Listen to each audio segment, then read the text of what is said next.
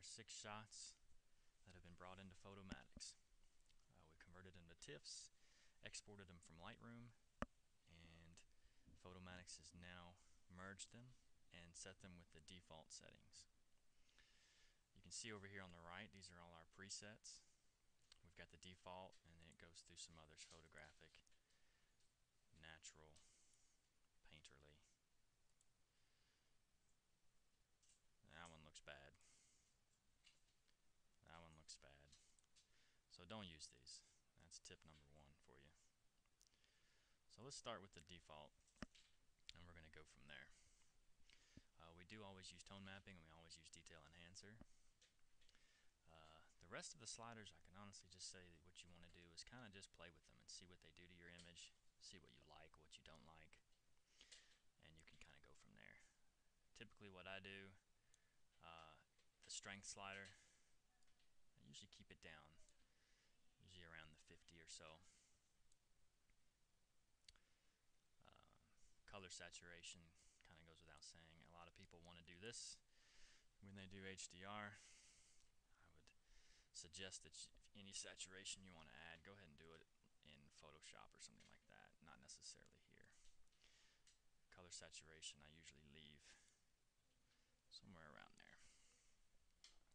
Luminosity kind of does the brightness of the photo. Something you have to keep in mind that these kind of all work together. So if you kind of get it where you want, you can come back and make adjustments as you go. Detail contrast, I usually bump that up. That gives you a nice contrast. It also does kind of leave you with some noise up here in the sky, but that's something that we can take care of later. Lighting adjustments.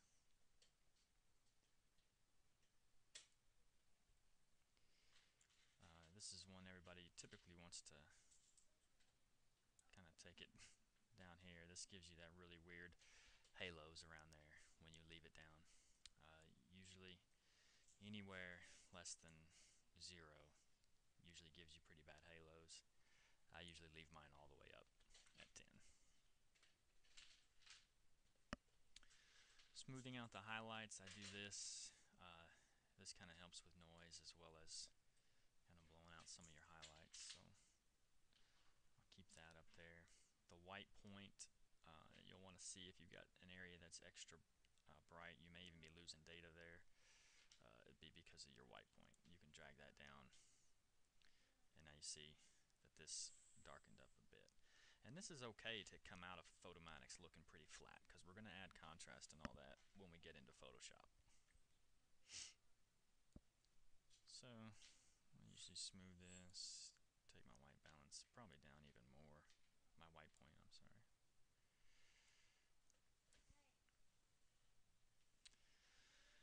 And the black point is the same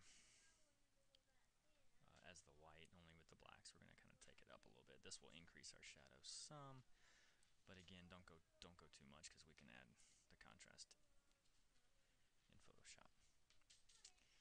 The gamma also darkens your image or brightens your image. I kind of like a lot of contrast in my images, so I usually keep it somewhere around here. Looks good. And maybe you want to, lighten it up a little bit after that.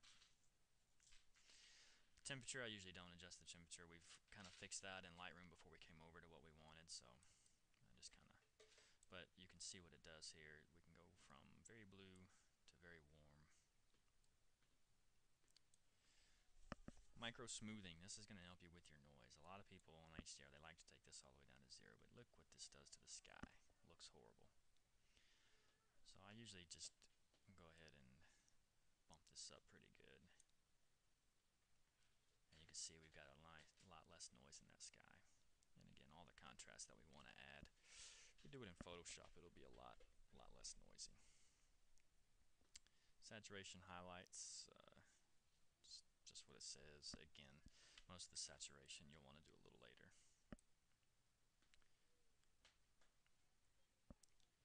And saturation of the shadows is the same deal. I usually pretty much leave those Shadow smoothness and shadows clipping, I leave those as well. Don't really do much with those. And that's pretty much it. I kind of like where this is ended up.